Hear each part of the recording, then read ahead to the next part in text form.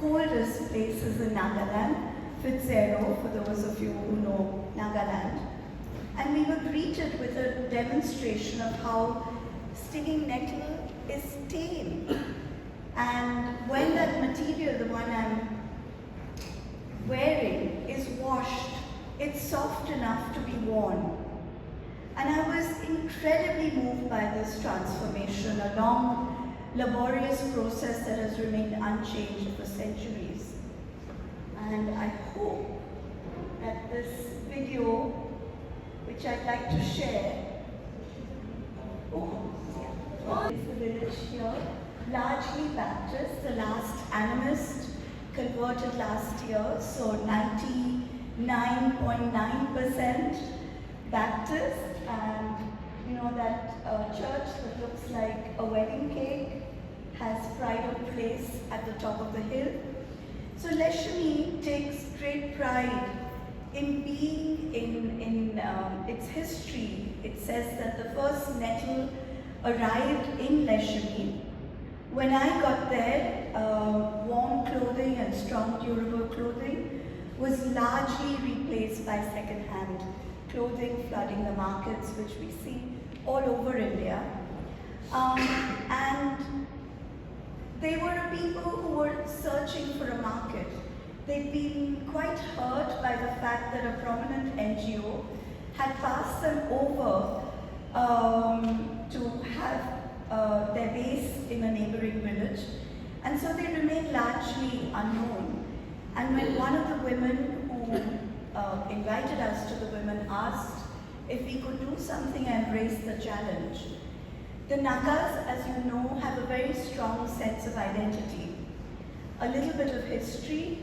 They ask us to accept the facts of history, that they've had a parallel fight for independence and feel betrayed by both the British and India. They proclaimed independence the day before us, but throughout the 50s, they were quelled by the Indian Army, Leshemi.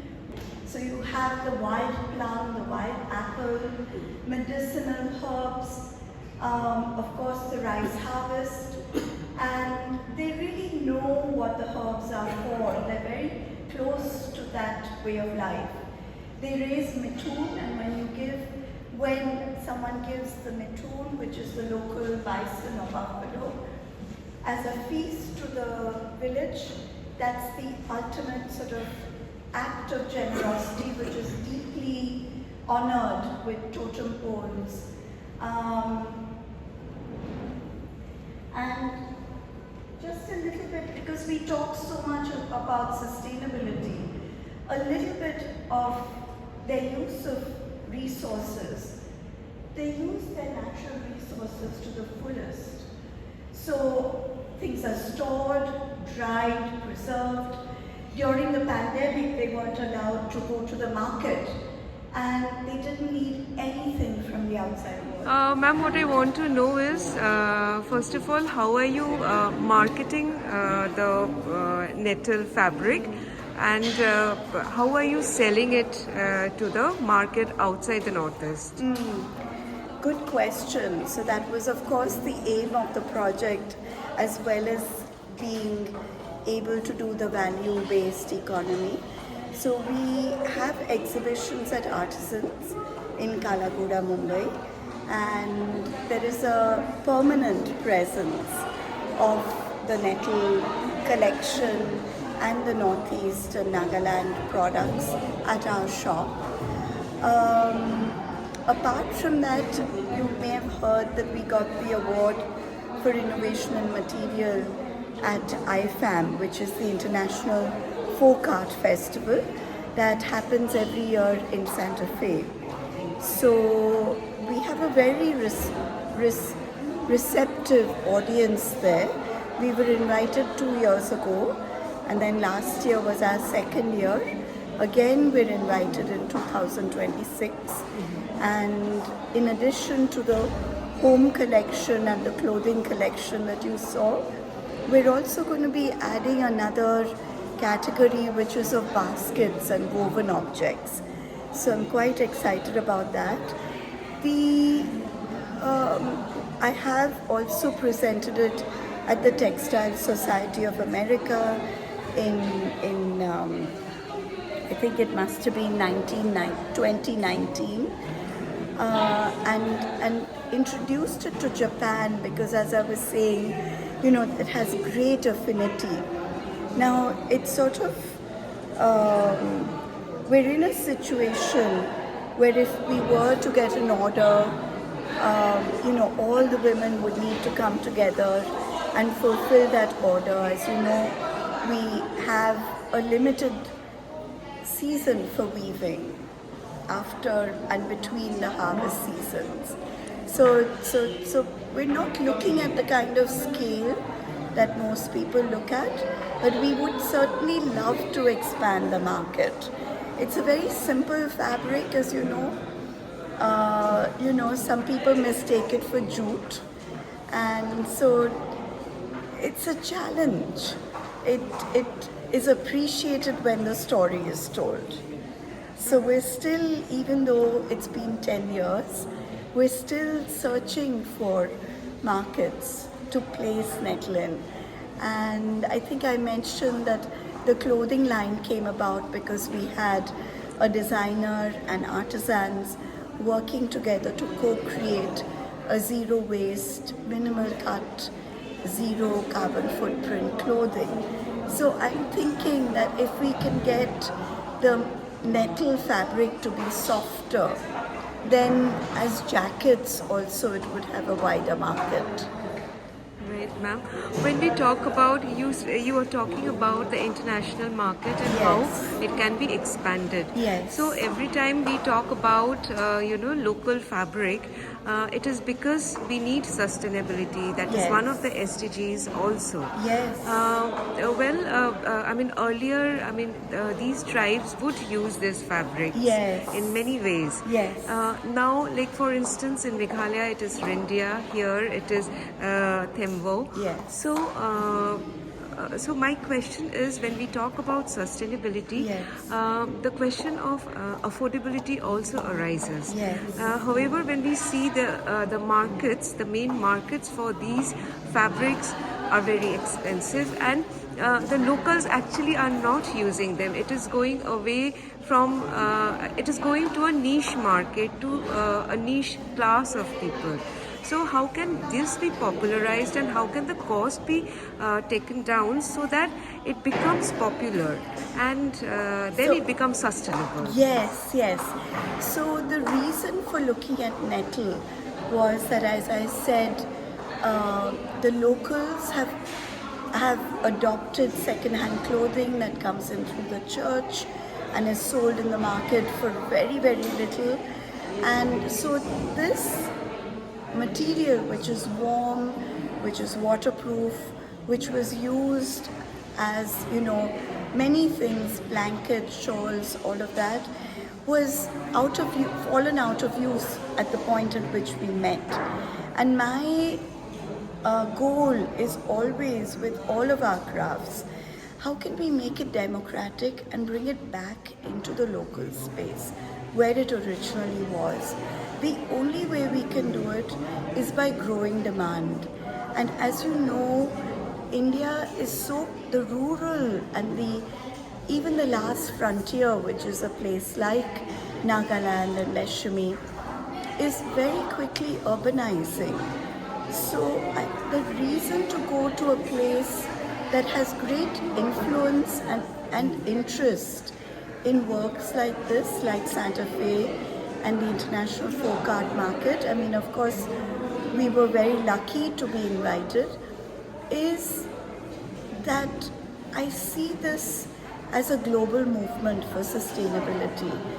I once asked a historian whether we could ever again hope for a Khadi movement of the kind that happened during Quit India, And I think the world has changed since then. But if we can create the demand and the awareness and the consumer consciousness, I think then there would be a reason to increase production. And the other thing is, at the moment, nettle is the amount of nettle that's collected once a year because it's collected from the wild, is very limited. And I've been talking to them about domesticating it, but they are not very keen because they feel domesticated nettle is not going to be as strong, won't have the same properties. But maybe it has different properties that we could also explore. So I'm all for making it democratic and within reach. Another answer to your question is that since 2016, there's been an amazing appreciation for nettle. So it's being worn at weddings as a wedding dress. And of course there the cost is not inhibiting. And it's worn by people who actually, weave it. They wear it to the Sunday church. And on Sundays you'll see everyone in the village wearing a nettle mekhla and a nettle shawl. And I'm really happy to see that change. Other Naga tribes have also, like the Angamis, they've been ordering the nettle mekhla and the shawl. So yes, it is locally also expensive, which makes our pricing also expensive. And I've spoken to them that we're limiting our market to a niche audience because of the pricing and because of what it is as well. But I hope that will change. I'm not a big believer in big scale, which lowers the cost so much that the artisan will not get their due. But certainly we need to scale over what we are doing. Right, ma'am. Ma'am, you mentioned about Chizame during the speech. Yes. Can you please tell us about, about the two villages Yes. which you mentioned? Yes. So actually we visited Leshemi on the way to Chizame, and we stayed at Chizame for a night. The visit that I'm talking about with our journalist friends. And I was truly impressed by what Chizame has achieved. And they are working with, as you know, the Chakesang textiles, but really their work is much deeper. It begins with the seed, the heritage seed conservation, bringing back the local millets, changing local practices to go back to soap nut, for instance, and many other things that they were doing. And then the textiles, I'm really glad, also came into the picture because the women, that was their livelihood and their occupation. But one of the great things that Chizame has achieved, which is that on the morning that we were going to be leaving, early morning we went to see a weaver in a neighboring village, and she could only spare the time of that 1 hour at, I think it was 7 in the morning. And she has had in 2016 been elected to the local government. So they're also looking at the place of women in governance, not just empowering the women who so proudly weave their textiles, but also looking at them in places of leadership.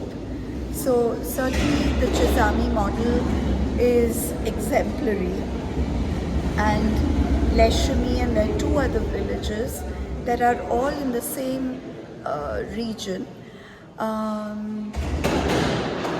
that follow the Chakesang weaving tradition.